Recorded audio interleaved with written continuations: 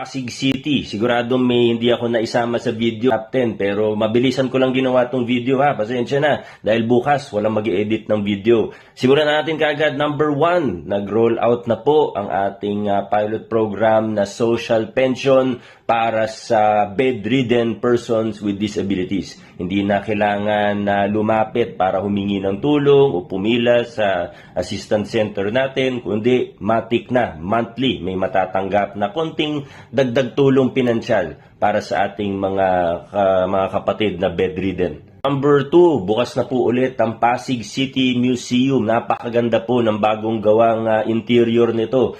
Yung bagong mga exhibits natin ay hindi ko na ma-describe dito, puntahan nyo na lang po para maintindihan nyo ang sinasabi ko. Kahit hindi ito yung pinakamalaking proyekto natin na infrastruktura, napaka-importante po. Mahalaga para sa isang lungsod na hindi kinakalimutan ang culture, heritage, history. Number 3, magandang performance ng ating pamantasan ng lungsod ng Pasig. Gaya ng sa nursing, sa ating College of Education, pati sa ating ECE.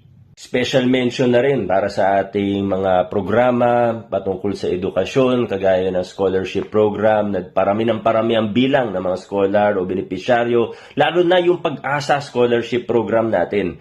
Yung reading camp, kung saan tumataas yung literacy rates o scores sa test, mula pre-test to post-test ng ating mga mag-aaral.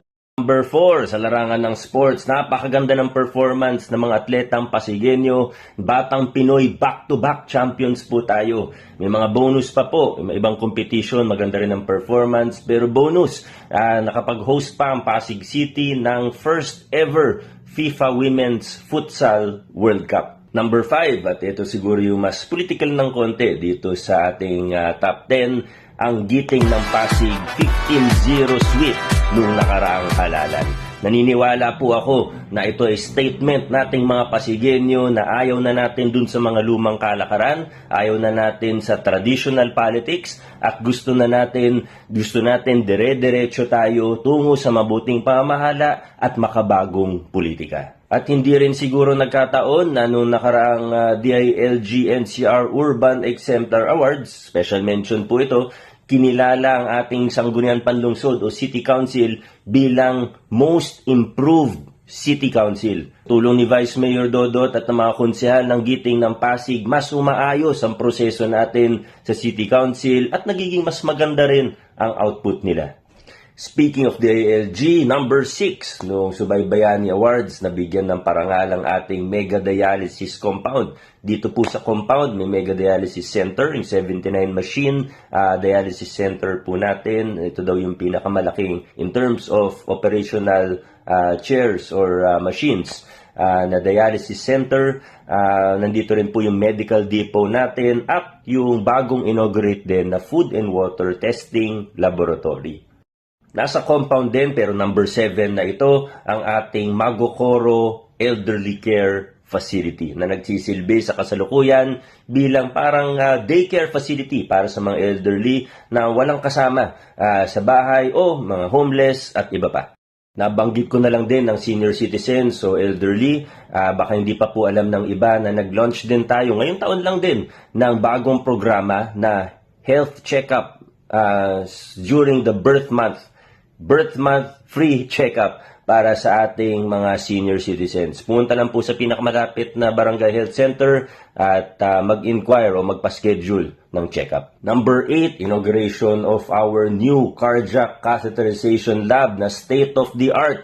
Ito po yung PCGH. Sa totoo, marami tayong bagong pasilidad, bagong infrastructure projects, hindi na naman isasama sa listahan, katulad na lang po ng Ice Hub, katulad po ng mga bagong multi-purpose with basketball court sa multi-level sa Palatio, sa Santa Lucia. Number 9, Pasig City collaboration integration with the National ID, PhilSys.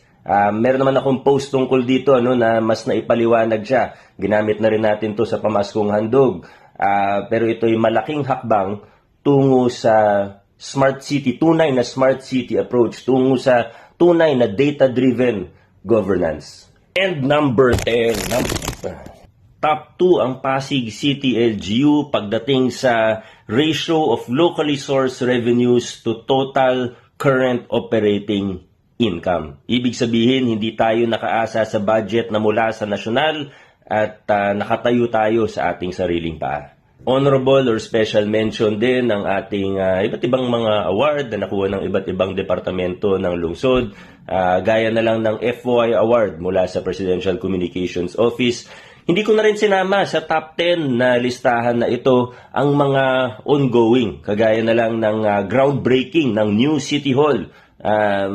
Kung tutuusin, pwede ko isama sa top 10 ang groundbreaking dahil historical event po yun.